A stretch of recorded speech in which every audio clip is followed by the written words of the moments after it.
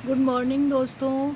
आज मैं आपको गिलोय के बारे में बताऊंगी कि ये क्या है, इसके उपयोग क्या हैं और ये किसको नहीं लेनी चाहिए और इसके क्या क्या फ़ायदे हैं। आती हूँ, देखिए मैं लेके आई हूँ, इतनी सारा है ये।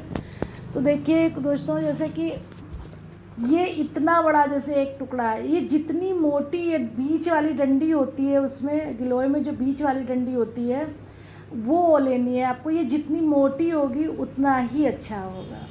तो आप इतनी मोटी, जैसे ये एक हथेली भर की है, इस तरह से, ये देखिए इस तरह की हथेली भर के है ये। तो आप इसको इतना लेके आप छोटे छोटे टुकड़ों में आप करके इसको मिक्सी में 1 गिलास पानी डाल के आप इसको अच्छे से पीस के और उसको छान के उसका जूस निकाल के आप पी सकते हैं इस तरह से। और इस तरह से आप छोटा छोटा करके, जैसे अदरक कूट के आप डालते हैं ये, ऐसे ही इस तरह से काढ़ा आप बना सकते हैं। अदरक के साथ ही इसको भी कूट के अपने काढ़े में डाल सकते हैं। जैसे कि आपने आधा ग्लास पानी रखा, ये डाल दिया, थोड़ी सी अदरक डाल दी, 3-4 काली मिर्च डाल दी और उसके साथ में तुलसी डाल दी। आपके पास इसमें जितनी चीज़ें हों, ये सारी चीज़ें अगर हैं तो आप डाल दीजिए, अगर नहीं हैं तो आप जितनी चीज़ें आपके पास है, 1 या 2 चीज़ें, वो डाल दीजिए। और नहीं तो अगर गिलोय केवल है तो आप गिलोय का बना दीजिए। और इस तरह से अगर आप इस तरह का उपयोग करते रहे इसके काढ़े का, गिलोय के, तो आपको कभी भी किसी तरह का कोई बुखार नहीं आने वाला है। और इसके अलावा दोस्तों, अगर आपके आसपास कहीं नहीं मिल रही है या आपके घर में भी लगाने की जगह नहीं है, आप नहीं लगा सकते हैं, तो मार्केट में भी इसके बहुत सारे चीज़ें हैं, प्रोडक्ट हैं इसके। जैसे इसकी टैबलेट भी है, इसका जूस भी आता है, इसका पाउडर भी आता है, तो आप सिरप भी आता है। आप जो चीज़ें इसकी मार्केट से भी लाना चाहें, बहुत सारी कंपनियां इसको बना रही हैं, तो आप मार्केट से भी लाके इसको उपयोग में ला सकते हैं। पर यह है कि दोस्तों, आपको यूज़ करना चाहिए इस तरह से, क्योंकि ये बहुत फ़ायदेमंद है।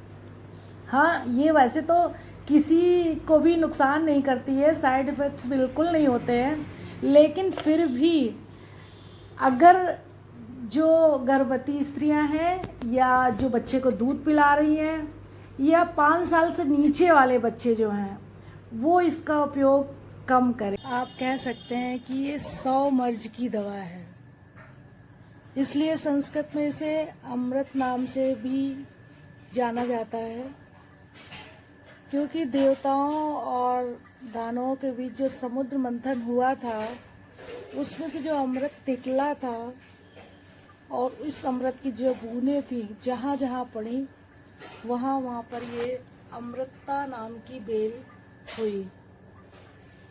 इसके पत्ते पान के पत्ते की तरह होते हैं। इसके साथ में खास बात यह है कि जिस भी पेड़ पर ये चढ़ जाती है उसको कभी मरने नहीं देती है। इसके अलावा अगर ये नीम के पेड़ पे चढ़ गई है तो इसके दुगने, यानी आप कह सकते हैं 10 गुने फायदे और ज़्यादा हो जाते हैं। इसके फायदे तो दोस्तों बहुत ज़्यादा हैं, मैं आपको दिखा रही हूँ लगातार। ये बेल मैंने अपने घर में लगाई हुई है, ये मैंने अपने घर में लगाई है और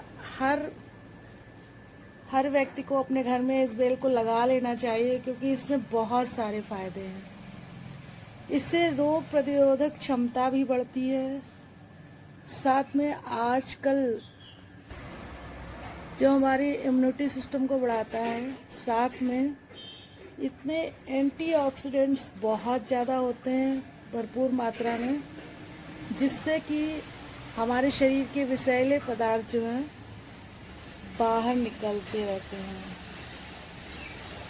इसके अलावा दोस्तों, इसमें खून साफ करने की क्षमता होती है। बहुत सारे फायदे हैं इसमें, बहुत। आप इसको एक बार लगा के देखिए अपने घर में। अगर आप अपने घर में नहीं लगा सकते, वैसे तो ये बहुत साधारण सी बेल होती है, किसी भी तरह से लग जाती है, जरा सी जगह आपके यहाँ होगी उसमें लग जाएगी, नहीं तो आप उसमें गमले में लगा सकते हैं और किनारे दीवार पे आप चढ़ा सकते हैं इसको।